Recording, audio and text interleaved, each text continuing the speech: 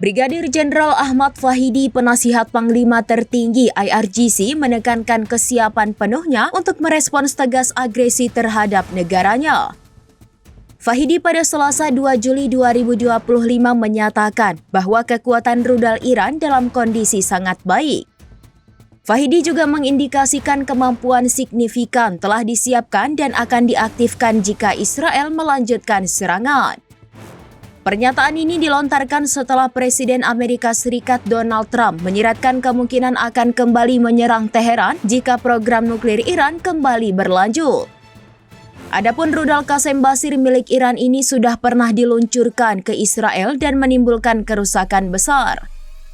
Bahkan kemampuan rudal balistik itu disebut dapat menjadi penyebab sakit kepala bagi Amerika Serikat dan Israel. Dalam laporan, rudal Qasem Basir menawarkan jangkauan setidaknya 1.200 km dan dirancang untuk menghindari sistem pertahanan rudal canggih seperti THAAD dan Patriot buatan Amerika Serikat. Dengan jangkauan yang dilaporkan mencapai 1.200 km, Qasem Basir dirancang untuk menembus sistem pertahanan rudal canggih. Rudal Qasem Basir disebut menawarkan akurasi, kemampuan bertahan, dan fleksibilitas operasional yang lebih baik. Sehingga rudal tersebut dijuluki sebagai pengubah permainan atau game changer di Timur Tengah.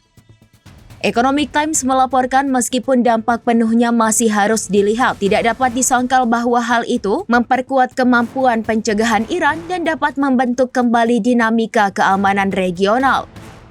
Dengan demikian, Qasem Basir memang merupakan pengubah permainan atau game changer di Timur Tengah.